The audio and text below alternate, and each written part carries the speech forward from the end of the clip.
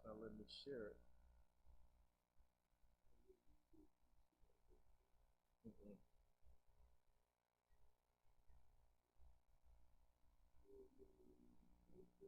Mm-hmm.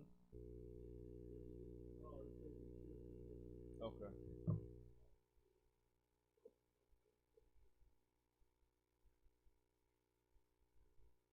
Okay, now I'm able to share it. It said be the first one. It said broadcast interrupted.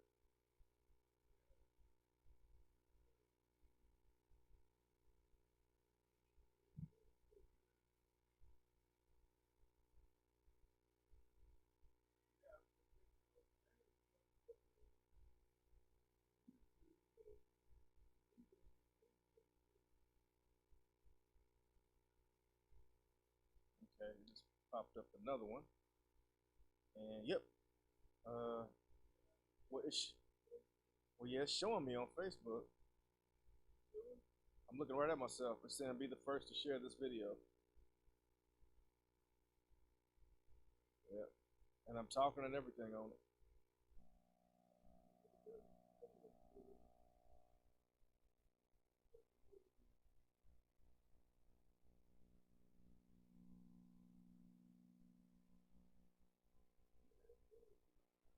Yep, I'm live.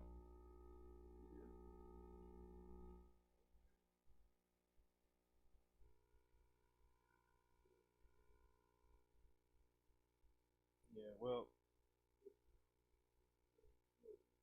I just shared it and it didn't.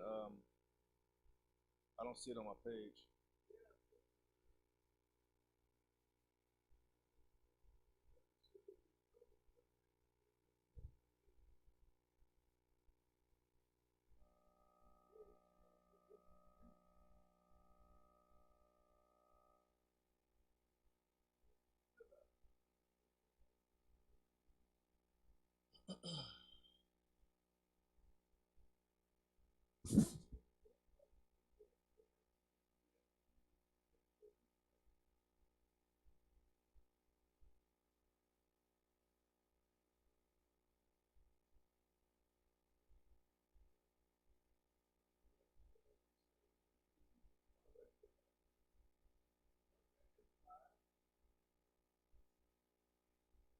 Yeah, people are watching it now. It's not letting me. I'm not able to share it though. Okay.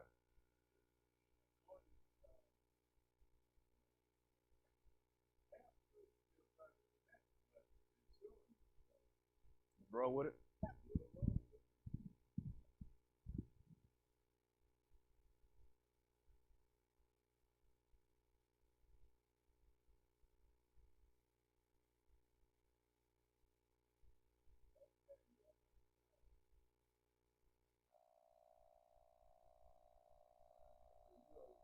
All right.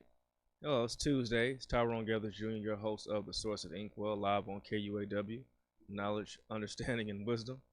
You can check out this broadcast in a number of ways. You can hit us up on KUAW.org. You can also go to YouTube, type in KUAW Radio. You can go to Facebook Live, our Facebook, and type in KUAW Radio on Facebook. You go to Twitter, Periscope, KUAW. You can also go to TuneIn app on your phone and say KUA Radio. You say Alexa, Google, or the Echo. Say KUAW Radio, and play live as well too. So, if you have any questions, comments, or concerns, you can hit us up at KUAW985 at gmail.com or 816-599-6893.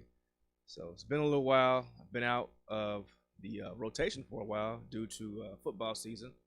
Pretty successful season with our middle school. So do not adjust your screen or your dial. This is a live show. I'm back in the studio. So yeah, it's been a lot going on since I've been gone. I feel like I've been in a quantum zone from that Avengers movie. So so as we're doing this broadcast, we're gonna check and see if the broadcast is being sent out or whatnot. If you were able to see this, please share. Please let other people know about it. This is my first one back. So, without further ado, I do want to address the obvious elephant in the room. And you know, if I'm not doing my show, working with KUAW, or running around and doing events with the Music and More Foundation. Shout out to Terrence Williams. My main job is teaching. And throughout the city, throughout the state, throughout the nation, education has been rocked due to the whole COVID-19 pandemic. Whether you want to call it a pandemic, a scandemic, or a plandemic, either way it goes, COVID-19 has really shook things to the core. Matter of fact, it's shaking things so hard that a lot of businesses and a lot of people just fell off, and we don't see them again. And education is starting to get like that. Now, just recently, you've seen school districts go back and forth about in-person learning, virtual learning, and in between hybrid learning. For someone that's been teaching for a long time, I will say this. Although I understand the safety measures of virtual learning, as an old school teacher that's been raised by old school values, I'm here to say that virtual education is not sufficient for students to learn effectively. I mean, this is my opinion.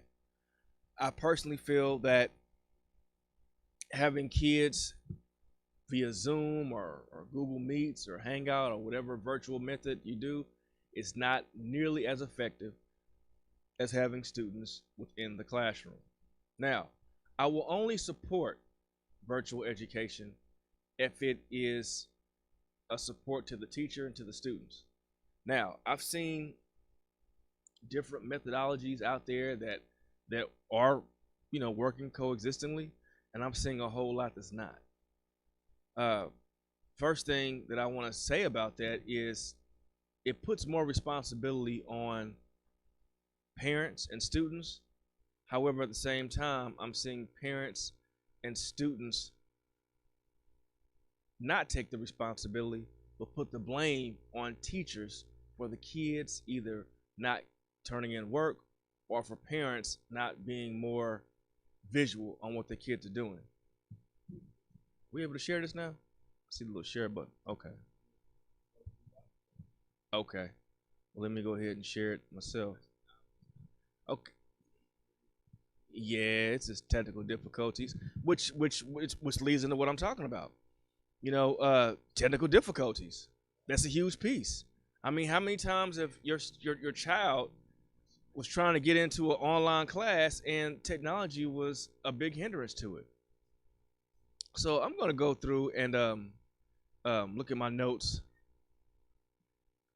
and discuss it. Let me go ahead and put this on my timeline. Okay, sorry about that. All right, cool. All right, so I got some notes that I'm going to pull up, and I'm going to talk about challenges in the virtual classroom, because there was a meeting I was looking at a little while ago, and a teacher was talking about how they love virtual classroom settings because students are not able to copy off each other's work. I'm like, whoa, wait a minute. That's not necessarily true, because how many times have I busted kids copying and pasting off of Google? Even the parents said the same exact thing. So this whole thing is not foolproof. And it's funny that we think that it is, but it's really not. I mean, there are so many issues that teachers are facing in regards to this whole virtual learning piece. And then, there are some situations, some solutions that were implemented by, school buildings and administrative staffs that the teachers are like, hey, look, yeah, let's go ahead and implement this. But for the most part, there are some that are not. So I'm going to go through some of the top challenges that we face as teachers, and hopefully, we can work some of these kinks out on our end too as well. All right, so first things first. Schools need to invest in the right technology. And note, I said the right technology. There are so many different technology modes out there that can assist teachers with getting this whole virtual learning piece down. Now, I know a lot of school districts use Zoom. Personally, I'm not a huge fan of Zoom because Zoom shuts down. I mean, there's so many different hiccups in it. But that's just my opinion. I mean, maybe someone else had a better outlook with Zoom. But schools undergo considerable pressure to swiftly invest in educational technology to support virtual learning. You know, you got to go through and figure out which one's better. Is it Zoom? Is it StreamYard? Is it Google Hangout? Are we gonna get everybody iPhones and do FaceTime? Are we gonna do what's Facebook Live classes? What? I mean, which one is best for us? You know, some schools they tell their teachers to record on YouTube and post up videos. Personally, I mean, how does that assist with online, at live questioning? So we're saying that for technology to be effective, it must be evaluated against clear and and a pedagogy that makes sense with the school's setting. So I mean, it's one thing to be hip with the technology, but if that technology does not fall in line with your pedagogy, then why even use it? You know, it's kind of like saying, "Hey, I got this brand new Cadillac outside, but guess what? I don't know how to drive." Or I got this brand new Cadillac outside, but it's not my car. It's my daddy's.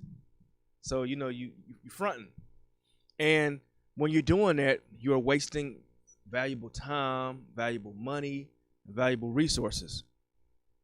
So schools who take the time to evaluate well, they will avoid wasteful purchases and add little value. They add little value to a student's learning journey.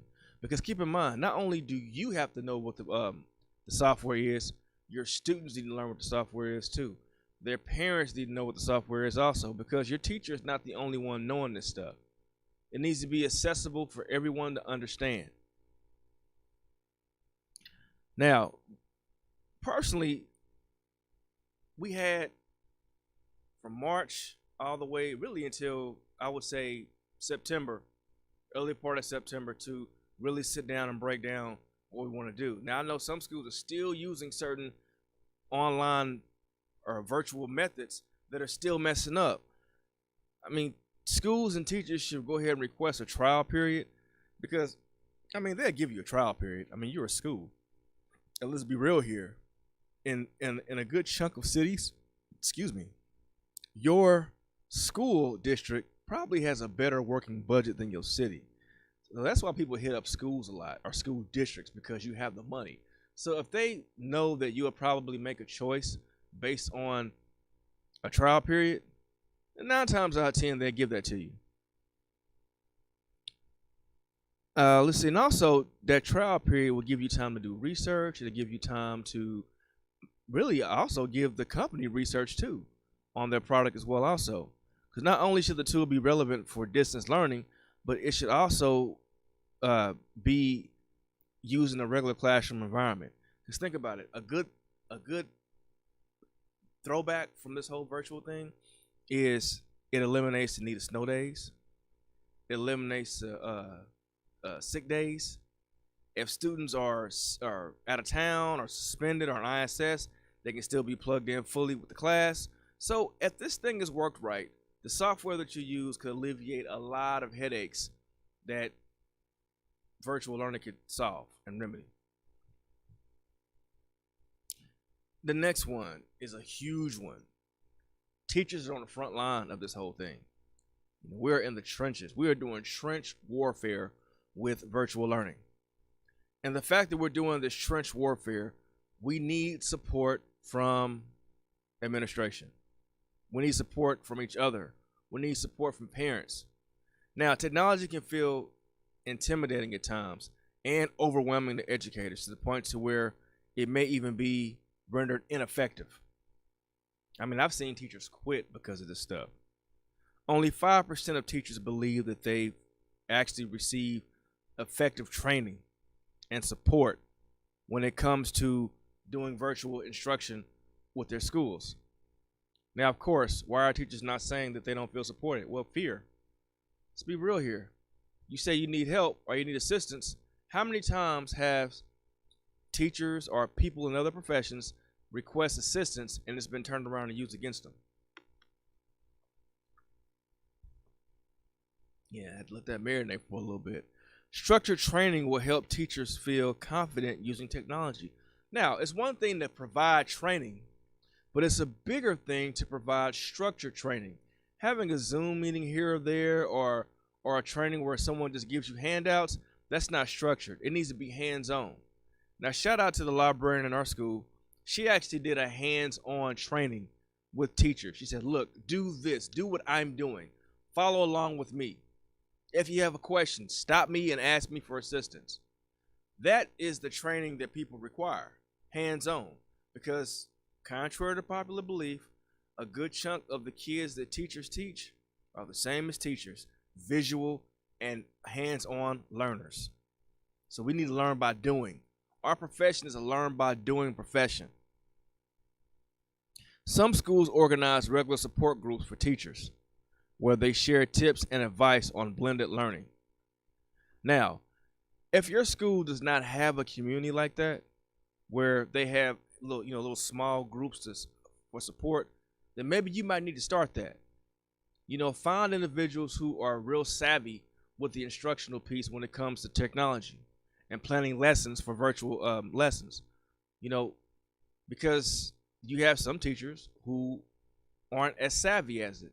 Now, keep in mind, just because you don't know a particular software does not mean you can't teach. So don't allow someone to put in your mind that you are an ineffective teacher because you can't understand Zoom or StreamYard or whatever other Blackboard or whatever's out there. You can teach. It's just the platform that they're giving you have some questions about, and that's okay. Especially when it comes to technology, because technology is the main platform that we're using, it's very imperative that teachers support one another. If it's like with the tech, the building tech, or an administrator or an instructional coach or someone on your leadership team, or maybe just a few teachers who are on the same team, y'all need to get together and assemble and make this thing work, because even Superman needs a Justice League when it comes to technology. There are things he don't know. So if you don't know, hook up with people who can help you out. All right. Next. Okay, cool. Moving good on time. The need for parent collaboration. Oh my, yeah. I had a strong conversation today with a couple of teachers and parents about collaboration. Whether you like it or not, whether you're a parent and you can't stand your kid's teacher, or whether you're a teacher and you can't stand a good chunk of your parents, guess what? We're tethered together and we must work together on this thing. Because when it all comes down to it, you cannot like me and I cannot like you. But when it comes down to it, we need to support that student. It's that student that needs to be helped. It's that student that needs to be made successful. And I think we miss that. I think there's an old African proverb, when the elephants tussle, the grass is the only thing that suffers. And look at how many students are suffering because of, I don't like how you're teaching, or I don't like the fact that you're not supportive. Yeah, hey, you got to work on this kid. So learning from home means that parents have to take a far more hands-on approach than what they're used to with their kids' education. I mean, I see a lot of parents complaining, man, I ain't the kid's teacher. Whoa, hold on. The parent is the child's first teacher. So yes, you are their teacher. Now, of course, they have classroom teachers, yes, but don't let that take you away from what you were supposed to do first.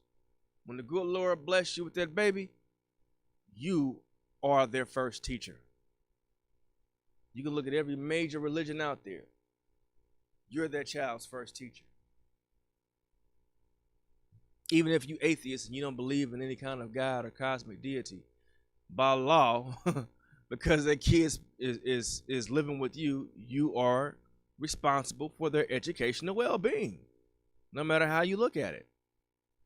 So, being that you're now thrown in deeper in this educational piece, you may need material and assistance to help you out. It's okay to ask assistance from a teacher, but be respectful about it. Don't come at that teacher as if that teacher's not doing their job or they missing something. There, it's one thing to have all of these beautiful faces in your classroom. You can sit and look and have a relationship with these kids. But it's another thing to see all these kids' faces on a screen. That's different.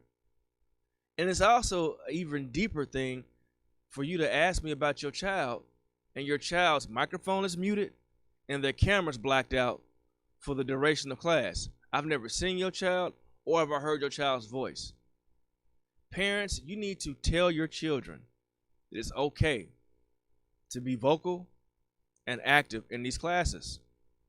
We can only do so much on our end. Parents need to support teachers when it comes in with like the small things. Like if a teacher sets up an online grade book like a Google Classroom, or if we have use a Tyler system to have assignments listed.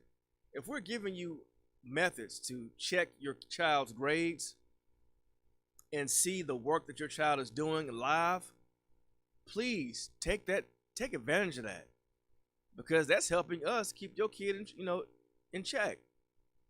Because when you sit up here and you email us after the grade card goes out, well, I didn't know about all these assignments. Well, yes, you did, because you have access to it. Now, of course, you're going to say, well, I work too.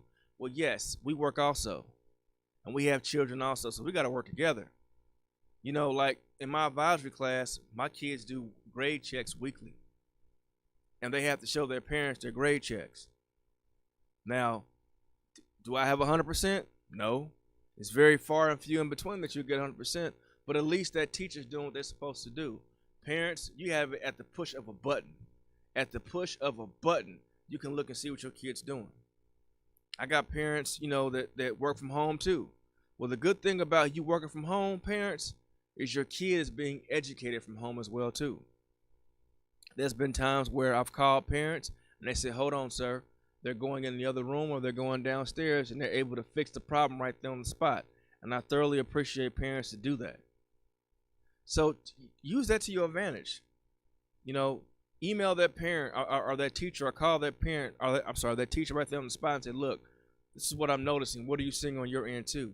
And parents, if there's a disagreement, that's a respectful disagreement, that's based on perception, don't go running to the principal, or I got one for you, superseding the principal and going to a board member or a superintendent. Because I guarantee you, if you talk to that parent, that teacher, or talk to that administrator, the problem can get fixed without you going above someone's head. And more than likely, if you do go over that teacher's head or this principal's head, if you're in an effective school district, that superintendent will tell you, go back and talk to that teacher first. And if that doesn't work, go through the chain of command.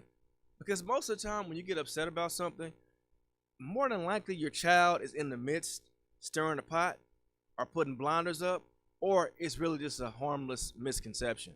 Because really when it all comes down to it, we want the same thing you want too.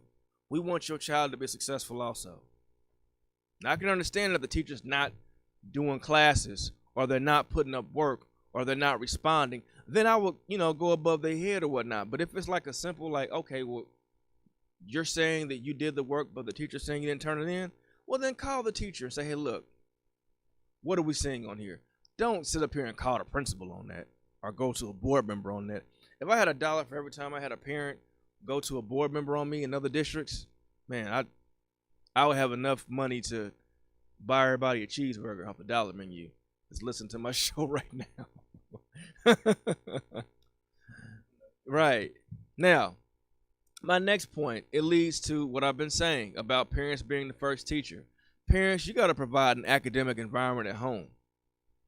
Now, I've seen many students listening to music on, while they're in class, or playing video games while they're in class, or texting.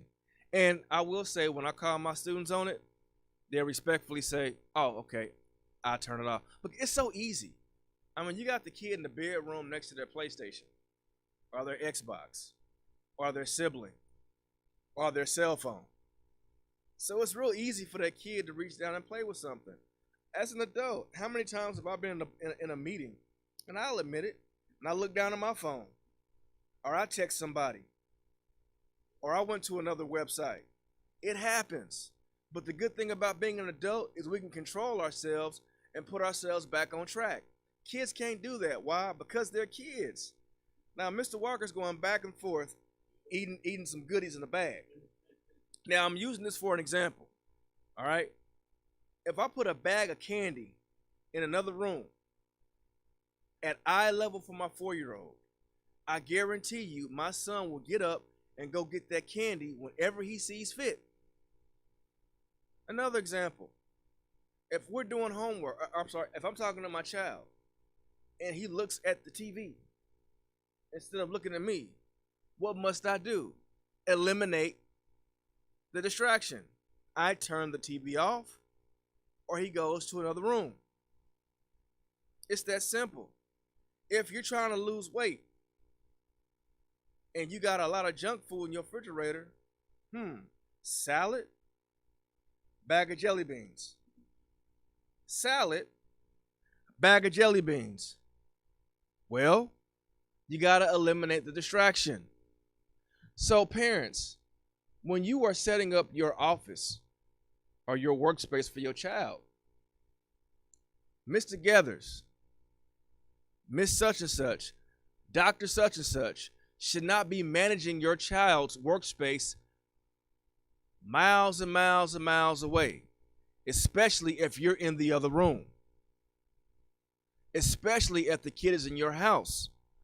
So take away those distractions or set your kid up on a schedule. This TV needs to be off. Now I see a lot of parents, they make their children go to the kitchen table or the dining room table where there's no TV, no cell phones. Some parents take away that.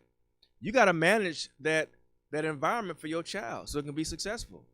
Now, if you're not at home and you're at work, now that may be a little bit tricky. That's where you got to work with that teacher and say, hey, was my child in class? Was my child's screen on? You know, I had one parent tell me, hey, Mr. Gathers, I'm not at home, so if my kid shows up late, email me and let me know. I have no problem doing that. Simple little email. Sir, your child was late. So you got to utilize your biggest adversary. I'm sorry, your biggest ally, excuse me, which is the teacher. You know, or, you know, call home. Now, I know now when I was growing up, my sister and I, we were not allowed to watch TV 3 days out of the week. Our parents said, you need to pick 3 days to where you can't watch TV. So we said, cool, Monday, Tuesday, and Wednesday. So my parents said, Monday, Tuesday, and Wednesday, you better not touch that TV. So my dad got smart. He came home one day. We said hi to him. He said hi to us. He immediately went upstairs. This is back when them TVs had the tubes on, you know. He reached back, touched the back of the TV and said, you know what? You just got through watching this TV, didn't you? And I said, nah. He said, don't lie to me. This TV is hot. This is hot. You just got through watching TV. You turned this TV off when I came home. So we knew that he knows. Yeah. So parents, you got to get smart. You got to get smart. You know, you got to know when your kids is doing this stuff. You know, you got to. Someone was talking about, well, my kids, they don't snitch on each other. Man, it's your house. That whole snitching thing should not be an issue in your house. If you leave out and the kid watches you leave and go upstairs and go to sleep, you know what? Good friend of mine, Dr. Jermaine Wilson, always says the credentials speaks for themselves. If you look at the attendance report or the grades and you see something isn't right, then chances are your kid's not paying attention to class. You know, so check the kid's credentials right then and there. Hey, you failing. So obviously you're not in class. Or you're not doing your work. That kid can't lie to you. What's the teacher doing? Not putting in work for the whole thing? Come on now. Let's be real here. Let's be effective here. Okay. Now, next one, keeping students safe online. Ooh, this is a big one. Big one. And that goes on the teacher and the student and the parent. Okay? We are all responsible for the safety of one another online. So, parents, I'm gonna go ahead and say this. If your child is on a Zoom class or a virtual classroom, your child is on the virtual classroom. You don't need to be in the camera with them, answering questions, talking to the teacher, and addressing students. Also, parents, keep in mind, your child is in a virtual classroom. So if there are other kids who are there also, go ahead and have them mute their microphones. Parents also, if you're working from home, I know it's relaxing. Be mindful of what you're wearing. Make sure you're dressed professional or dressed appropriate. I say that. Don't walk around in clothing that will get your child embarrassed. Same thing for the kids too. If you're gonna be on camera, make sure you're wearing clothing that's presentable. Now I understand that some kids can't turn on their camera because of certain issues. I just say that. That's fine. But make sure that what's being said and being seen in the background is appropriate for a virtual environment. And same thing for teachers too. Don't be, wearing your pajamas and not wearing much of nothing. That goes for everybody. And watch what's going on in the background. Now, when you're posting things, don't post kids' names, kids' addresses, kids' personal information, because that's a violation of safety. So be very careful when you're sharing screens and when you're watching classes.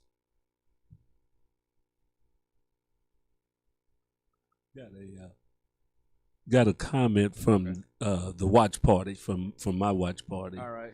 Kind of goes back just a minute, but Brooke Urbina says you need a solid instructional team for the software to be successfully applied by teachers without making the teachers feel like they're drowning. Yes. It has to be ongoing, and the instructional team has to be readily available to help teachers as they need it, not after. She's right. And Brooke Urbina is definitely someone that I've contacted for technology too. So, strong point. You want to fix the problem before it becomes a problem. You want to be proactive instead of reactive. So, yeah, I mean, I can't say it better than what she said. Yeah. I mean, that's the joint in the jam. Yeah. And you said the key thing, drowning. I mean, if you're drowning in it, then you're struggling, and if you're struggling, the kids are struggling. So yeah. Definitely. Most definitely. Okay. Oh no. You're fine. I mean, it's a good interruption. Especially if it's something like this. Okay, let's see. Where did I leave off at? That was a very healthy interruption. Yeah, being safe online. Also, teachers, if you're using virtual classrooms, make sure your kids use their names, no nicknames. And one thing that I do, I keep kids in the waiting room, and I make sure I check and see who they are before I let them in, because you got kids coming up you got people utilizing your kids' Zoom codes, and they saying all kind of stuff. One teacher was called all kind of N-words and stuff, and someone else was had some sexually inappropriate things drawn. I mean, I heard a lot of horror stories about people coming in Zoom class. So you got to really manage those Zoom classes and make sure that only your students have your Zoom information. Don't let parents come in your Zoom classrooms. Make sure the chat button on Zoom, make sure either disable the chat or make the chat only come to you, because if kids are chatting back and forth, then you got a free for all. One parent made a good comment. Google Meets, there's some things going on with that. So make sure kids aren't doing. Make sure not you're not using platforms that kids are abusing as well too. I've heard a lot of negative things about Google Meets. Now I don't want to go in detail about it because I don't use it. I use Zoom because I know that I can manage my classroom better with that. However, you might want to watch and make sure that what you're using as far as technology is okayed and given a green light by your district in school. So you don't use something that's collecting student information. And teachers, you got to protect yourself too. Make sure you record your classes. At first, I wasn't a big fan of recording my classes. Man, that's a godsend because you'd be surprised what people might say and accuse and say, no, you know what? This is what's going on in the video right now. What are you doing? Your camera's off. You're asleep. You're not even there. So yeah, record your classes to protect yourself. Definitely. You're not incriminating yourself. You're protecting yourself. Okay.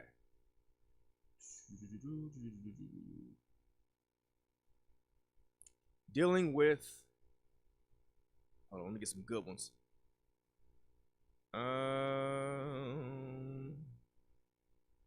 Okay. Dealing with distractions. Now, I've seen several distractions when I was teaching online. I mean, I had one kid had his earphones on and he was clearly doing something else. He was playing a video game and he was chatting with people. So I mean, it's as simple as just blacking out the screen if they're doing something like that. Now, see, a lot of the distractions that we do virtually, that occur virtually, teachers can control those. It's as simple as blacking out someone's screen or disabling a chat or moving somebody to a waiting room. And that's really a good plus to virtual teaching is because you don't have to really deal with classroom issues. You don't have to be confrontational with kids.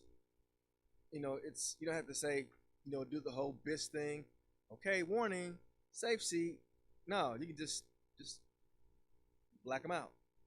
Now I had one student who was playing around with their sibling, and I just, black out the screen, and the kid sent me a private chat and said, hey, why is my screen blacked out? And I said, well, it's blacked out because, you were distracting. And the kid understood that. Fine. I mean, there are times that you got to manage that. Now, keep in mind, you can only manage the distractions in your virtual classroom. Parents, you and your students got to manage the distractions at home. Now, it's not my fault, and I'm not being disrespectful, and I'm not being intolerant, but I'm letting you know that it's not my fault that you have multiple kids or more than one child at home doing virtual teaching. That's not a Mr. Gathers issue. That's not a school issue or a district issue. That's something that you have to work out. Now, we can probably assist it, but when it comes down to it, most of the legwork comes from you. Now, one parent said, hey, I got 3 kids doing virtual teaching and I work from home. So what we do is we all take sections of the house. You might want to do that. Don't put all of your kids in one room that are, is doing virtual instruction. No. You might want to, be creative with your space. Now, I don't know how your home situation looks, but be creative with the space that you have. Now, one kid did like one of the coolest things. She logged on, she was outside. I said, wow. I said, why didn't I think of this? She was outside, just moving around, keeping herself active. And then she was involved in class. But I mean, I was slightly distracted because it was just so beautiful with her background. I mean, the leaves was falling and everything, and she was active. And I said, you know what? I should have thought of that. That was cool. That was dope. And she said, oh, you like it? I said, yeah. I said, I might do that. But I don't like cold weather. but I mean, it worked for her. And she wasn't distracted. I mean, and it was probably the one of the most attentive classes that this child had. So encourage, your kids to be creative with their space. Also, if you have pets, now then this is funny.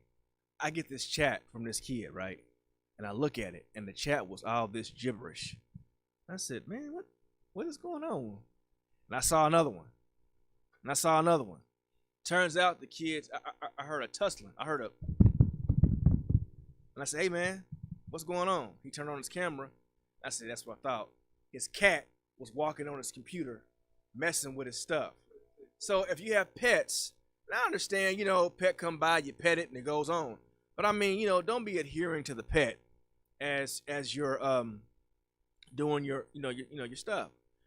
Another student, she had to babysit a sibling, and out of respect, the student turned the camera off because they didn't want the sibling being seen on camera because the baby's not a part of our class, which is cool. But the student still was able to manage that distraction. Although I gotta watch my little sibling, I'm gonna turn my screen off and I turn my microphone on and talk to you there, as well as chat with you, because she knew, hey, there's a baby in the classroom. Look at the baby. Or what's that baby doing here? So shout out to that student for managing that distraction on her own. But like we gotta know what these distractions are and manage them to where we're proactive instead of reactive. Now, one kid has this cool setup where he has a divider, and this divider lets people know I'm in class right now. So when they walk and see the divider, they don't disturb the kid.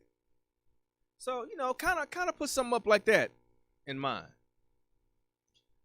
Okay. As far as teachers go, I mean, I'm sure your districts told you what you can and can't do and what's effective and what's ineffective. I'm not going to tell you how to manage your household, but what's a distraction and what's not a distraction. All right, let's see. There was another one that came to mind too. Oh yeah, isolation. I don't care how much of a misogynist you are, how much you hate people or hate a particular gender. We still need to be around people. Human beings are social people. I gotta be around people. I was stuck in my house all day. I said, guess what? I got an opportunity to go do my show. Hey, Mr. Walker, what's up? I mean, it felt like I've been in the quantum zone. Mr. Walker, like, whoa, Tyrone's on camera. Oh, is this live? Of course it's live. I'm here. When I was coaching football, I would run the practice because I'm around people. Those kids love being around each other. So when you got kids who are doing virtual learning, they're not around their little homeboys and homegirls. They're not around their friends. They're not around their favorite teacher. They're not. So guess what? They need you. They need some kind of interaction. So what I did in my class, what I do, I make kids know, hey, look, I'm not too keen on this whole virtual thing. And yeah, I've had kids help me out with stuff, with some Zoom stuff or some online stuff, and they were very helpful. And guess what? They liked that. I said, guess what? You're my co-teacher. And they look, I'm like, yeah, you're gonna help me out today. So if I got a question, there it is. And sometimes what I do, I sometimes make mistakes on purpose, just so a kid will say, hey, you made a mistake there. It's making them involved. They're getting that buy-in. I also do a lot of student-led examples. So go ahead, show your work, and go ahead and explain why you did that. So when they're doing that, it's getting other kids more comfortable. I had one student, she said, I'm so nervous. I don't want to share my stuff. And I said, well, how about I put you in a small group?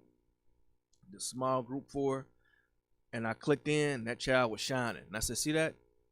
And then her classmates were like, yeah, you're doing a real good job with that. You didn't need our help. And I said, really? You helping other kids to be more vocal in class. Because teachers, I'm going to be real with you. Kids who are not vocal in your Zoom or on your online class, they're probably more vocal in class. So you got to make it comfortable for them to where they can, illuminate their talents and make them feel at ease. It's okay to do virtual groups and activities. It's okay to do virtual clubs and clubs. So go ahead and do that, because Broadcast Club, the one that I do, they're going to do Zoom shows. I mean, the same Zoom meeting that they do, we can broadcast that stuff out. So they will be getting an email soon about doing their first show. So, utilize this and make this work for your advantage. Make the students feel well together. Now, some teachers, they do break times where students can join in on the call and chat to one another while it's monitored. Uh, they do virtual lunch times. We all sit down and have lunch together. We do a Zoom call, we eat lunch, and we talk. What you got? I got a peanut butter sandwich. Oh, what you got? I got a bologna sandwich. Well, too bad we can't trade. Yeah, stuff like that. Make fun with it. Encourage kids to do things together online as long as it's monitored by an adult interaction. Like right now, what you got? PlayStation and Xbox, all those. You got virtual gaming. Kind of incorporate that in your classroom too, or have dance offs where you play music and the kids sit back and they dance. And one thing I did, share a video and y'all can watch like a video together. Incorporate interactive things in your lessons versus them just looking at a talking head. Like I'm not Max Headroom, so let them have that particular buy-in in your class. All right. Also, in closing, we are in a post-pandemic world. A lot of our classes are 45 minutes long. Is 45 minutes practical? Should you lessen the time? I mean, how are you using that time? Is it every day, every other day? Is it on or is it off? Is it interactive? Is it just you talking? How can you maximize your time to where it benefits that student effectively? What are you doing? Parents, what are you doing on your end too? Because time is precious. I mean, one student asked me, Mr. Gathers, can you get time back? Nope. Once it's gone, it's gone. It's like noise. Once it's out of your system, you no longer get it back. Once the time is spent, you cannot make up that time back. Lene just walked in. Now, could you imagine if her and I if we were beefing for years, not talking for years over something petty? Guess what? I can't get that time back. So instruction time cannot be made back. So what are you doing to maximize your instruction time for the best benefit of the student? Now, in closing, I want you all to sit and think about that. How can we make virtual education better for the student? Because there are school districts right now that are saying we're not going back to in-person teaching until January of 2021. That's a long time away. If you don't like virtual teaching, if you can't stand it, what are you doing to make it more tolerable? For example, I don't know anyone. Well, I take that. I shouldn't say that. There are certain things that we don't do. There are certain things that we do that's healthy for us that we don't like doing, but we do it because it's tolerable for our health. Well, you need to come up with a healthy medium with you and virtual teaching for the benefit of your student. Parents, same thing. You can't stand that teacher, you can't stand that parent. Well, that should be thrown out the window. What can we do to help out this child? Accountability needs to go on the teacher, on the parent, the student, and the district. Not all on the teacher. I'm seeing teachers getting beat up left and right over this stuff. We're not the only ones doing this. When it comes to the fight for your child's education, the key word is your child. It truly takes a village to educate and love on our children. Keep that in mind and assemble to avenge these children's education. In the Inkwell, education overflows. And just like ink, it stains. Let it be permanent. God bless. See you next week. Hey everybody, this is Scatter. You might remember me from way back in the Zodiac days. Be sure and check us out. We're going to be here every day from 2 o'clock to 3 o'clock. It's old school with Scatter. Scatter's back. Check me out on the internet, KUAW.org. For all you for sale Central Manulite people, I want you to remember that in the 60s and the 70s, we had some good music. If you want to hear some of the Temptations, some of Smokey Robinson, some of the Tim Free, things that you don't get every day, DJ Scatter remembers he's going to have it for you. Bank of Blue Valley is a proud sponsor of KUAW Radio. At Bank of Blue Valley, we believe that an understanding of financial values sets individuals up for a strong future. Whether you want to talk about checking and savings accounts, review lending alternatives, or discuss starting your own business, we have the right people to listen and advise. Visit us at bankbv.com to get started today. Member FDIC, Equal Housing Lender.